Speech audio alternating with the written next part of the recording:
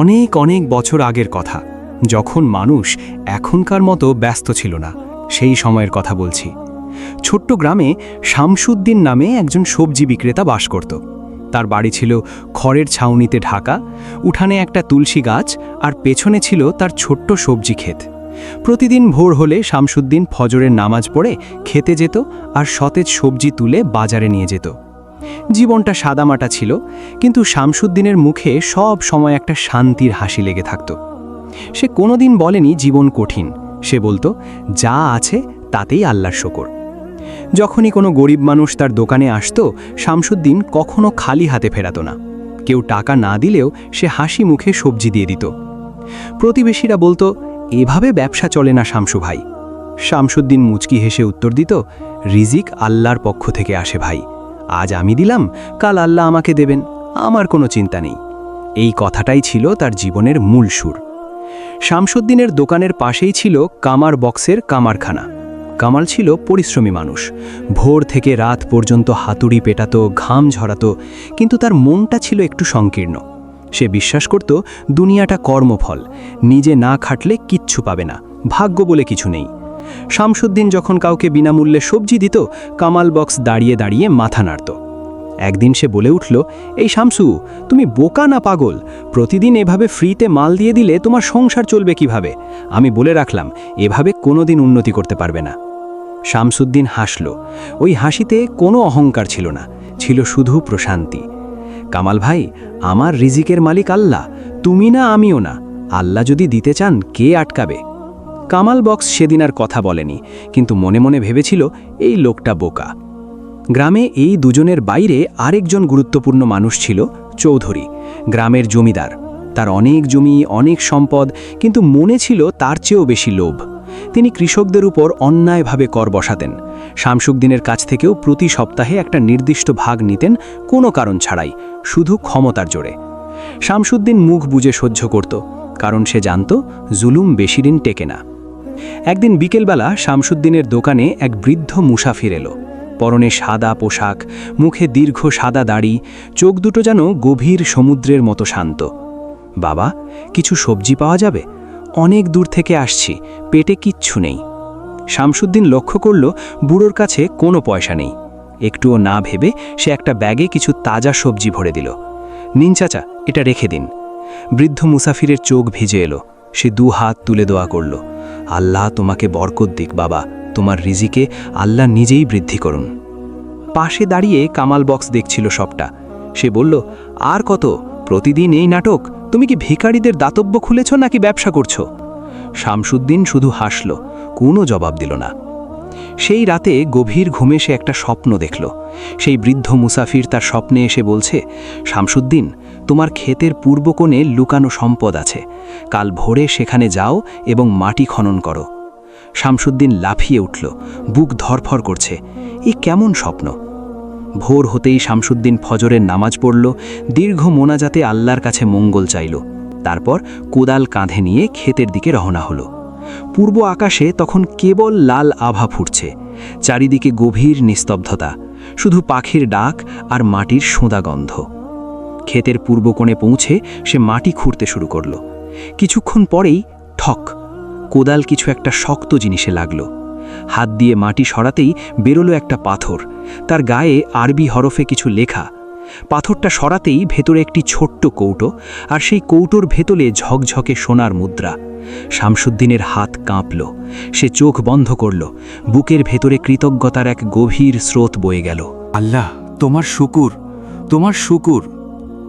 সে সিজদায় পড়ে গেল সেই মাটিতেই। পরে স্বর্ণকারের কাছে গিয়ে জানল, মুদ্রাগুলো অত্যন্ত প্রাচীন এবং অমূল্য। একটি মুদ্রা বিক্রি করলেই অনেক মাসের সংসার চলবে। শামসুদ্দিন তখনই সিদ্ধান্ত নিল, এই সম্পদ সে শুধু নিজের জন্য রাখবে না। সেদিনই শামসুদ্দিন কামাল বক্সের কাছে গেল। কামাল ভাই, আমার জন্য একটা মজবুত কোদাল বানাও তো। কামাল অবাক হয়ে বলল, হঠাৎ কোদালের কি দরকার হলো? শামসুদ্দিন শুধু রহস্যময় হেসে বলল, নতুন একটা ইচ্ছে হয়েছে। সে গ্রামের বাইরে একটা জমি কিনল, যেখানে একটা ছোট্ট ঝর্ণা ছিল। সেই ঝর্ণার টলটলে জলে ফসল হবে মন ভরে। আর সবচেয়ে বড় কথা, সেই জমি চৌধুরীর এলাকার বাইরে। চৌধুরীর অন্যায় কর সেখানে পৌঁছবে না। শামসুদ্দিনের পরিকল্পনা ছিল পরিষ্কার। নিজের পায়ে দাঁড়াতে হবে, কিন্তু অন্যায়ের কাছে মাথা নত করা চলবে না। তার পরিকল্পনা সফল হতে দেরি হলো না। শহর থেকে একজন বড় ব্যবসায়ী এলেন সবজি কিনতে। চৌধুরী চাইলেন সব মুনাফা তিনি একাই পাবেন, তাই অন্যদের ভয় দেখিয়ে বললেন কেউ ব্যবসায়ীর সাথে কথা বলবে না। কিন্তু শামসুদ্দিনের সবজি ছিল এত তাজা, এত উন্নত মানের যে ব্যবসায়ী নিজেই তার দোকানে এসে থামলেন।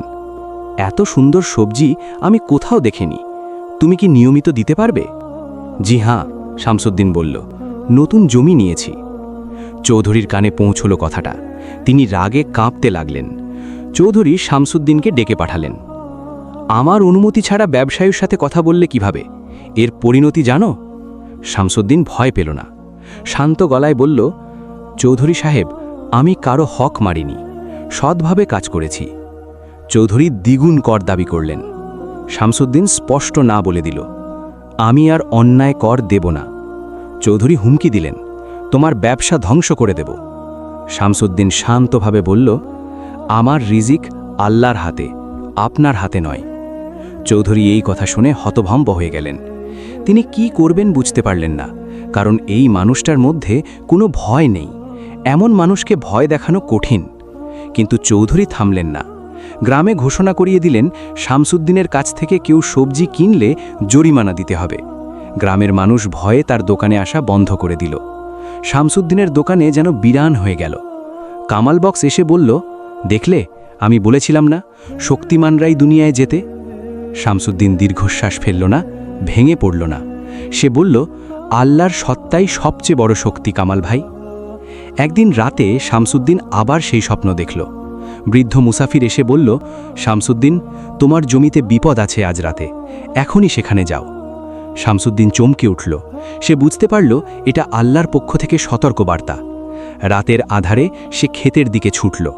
সেখানে পৌঁছে দেখল চৌধুরীর কয়েকজন লোক লাঠি হাতে দাঁড়িয়ে আছে। তারা ফসল ধ্বংস করতে এসেছিল। শামসুদ্দিনকে আগে থেকেই দাঁড়িয়ে দেখে তারা থতমত খেয়ে গেল। শামসুদ্দিন শান্ত কণ্ঠে বলল, আমি জানি তোমরা কেন এসেছ। চৌধুরীকে বলে দিও, জুলুম বেশি দিন টেকে না, আমি আমার হক ছাড়ব না। তারা খালি হাতে ফিরে গেল। পরের দিন সকালে শামসুদ্দিন তার জমানো টাকা নিয়ে গেল তাদের কাছে, যাদের ওপর চৌধুরী বছরের পর বছর জুলুম করে আসছিল। সে বলল, আমরা সবাই মিলে একসাথে শহরে সবজি বিক্রি করব। চৌধুরীকে আর ভয় করার দরকার নেই। গ্রামের কৃষকদের চোখে সাহস ফিরে এলো। চৌধুরী দেখলেন পরিস্থিতি হাতের বাইরে যাচ্ছে। তিনি কর্মকর্তাদের ঘুষ দিয়ে শামসুদ্দিনের বিরুদ্ধে মিথ্যা মামলা করালেন। অভিযোগ, সে নাকি সরকারি জমি দখল করেছে। পুলিশ এলো তাকে ধরতে। শামসুদ্দিন তখনও শান্ত।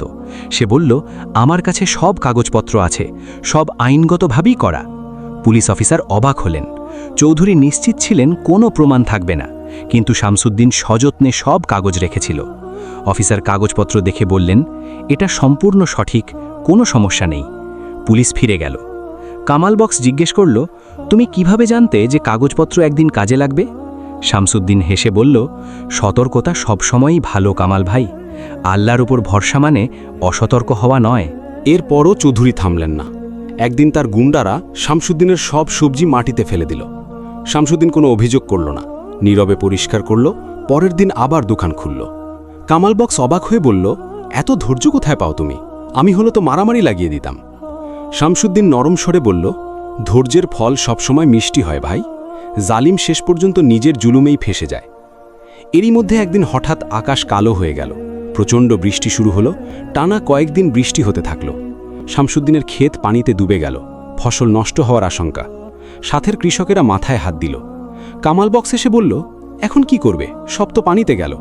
শামসুদ্দিন একটু চুপ করে থাকল। তারপর বলল, এটাই সেই পরীক্ষার কথা মুসাফির বলেছিলেন। আল্লাহ নিশ্চয়ই কোনো পথ বের করবেন। সারা রাত সে দোয়া করল আর ভাবতে থাকল কি করা যায়। সকালে হঠাৎ মাথায় একটা বুদ্ধি খেলে গেল। সে ছুটে গেল কামাল বক্সের কাছে। কামাল ভাই, তোমার কামারের হাত আছে, পানি বের করার জন্য একটা পাম্পের মতো কিছু বানানো যায় না?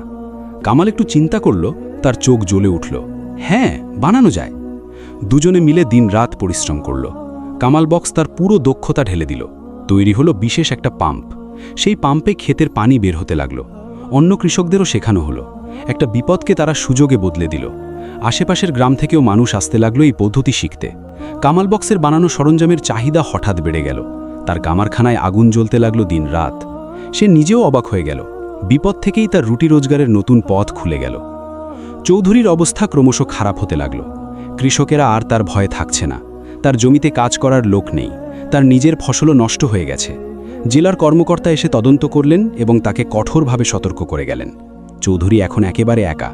একদিন সন্ধ্যায় সেই মানুষটা যাকে এতদিন ধরে কষ্ট দিয়েছে তার দরজায় এসে দাঁড়ালো।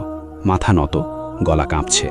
শামসুদ্দিন, আমাকে মাফ করো, আমি তোমার সাথে অনেক জুলুম করেছি। শামসুদ্দিন তার দিকে তাকালো। চোখে বিরাগ নেই, ক্রোধ নেই, শুধু সেই চিরচেনা শান্তির আলো।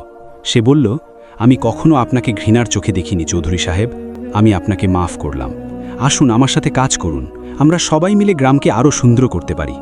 চৌধুরীর চোখে পানি এলো। তুমি সত্যিই এক নেক মানুষ। বৃষ্টির পরে শামসুদ্দিনের ক্ষেতের ফসল আগের চেয়েও ভালো হলো। ঝর্ণার পানি আশেপাশের জমিতেও ছড়িয়ে গেল। ব্যবসায়ী এলেন বিশেষভাবে। তোমার মতো সৎ মানুষ আমি কম দেখেছি। আমি একটা বড় ব্যবসা শুরু করতে চাই। আমার একজন বিশ্বস্ত অংশীদার দরকার। তুমি কি রাজি? শামসুদ্দিন আল্লাহর নাম নিয়ে রাজি হলো। তারপর শুরু হলো নতুন অধ্যায়। একটি বড় ফার্ম তৈরি হলো, যেখানে গ্রামের অনেক কৃষকের কর্মসংস্থান হলো। শামসুদ্দিন সবসময় বলতো, আমাদের লাভ মানে সবার লাভ। কামাল বক্স একদিন এসে বলল, শামসু, আমি ভুল ছিলাম। তোমার জীবনে যে বরকত আছে তা আমি কখনো কল্পনাও করিনি। আমাকে বোঝাও, রিজিক নিয়ে তোমার ভাবনাটা কি? শামসুদ্দিন তাকে পাশে বসালো। কামাল ভাই, রিজিকের মালিক শুধু আল্লাহ। আমরা পরিশ্রম করি, এটা আমাদের দায়িত্ব, কিন্তু ফলাফলটা আল্লাহর হাতে ছেড়ে দিতে হয়। এটাই তাওয়াক্কুল। পরিশ্রম ছাড়া তাওয়াক্কুল মানে অলসতা, আর তাওয়াক্কুল ছাড়া পরিশ্রম মানে অহংকার। দুটো মিলিয়ে চলতে হয়। কামাল বক্স চুপ করে শুনল। তার চোখ ভিজে গেল। এখন থেকে আমিও দান করব, গরিবকে সাহায্য করব। শামসুদ্দিন তাকে জড়িয়ে ধরল। 1 বছর কেটে গেল। গ্রামে একটি মাদ্রাসা তৈরি হলো শামসুদ্দিনের উপার্জনের টাকায়। চৌধুরীও তার জমির একটা অংশ দিয়ে দিলেন। গ্রামের শিশুরা সেখানে পড়তে লাগলো, দিনই শিক্ষা নিতে লাগলো।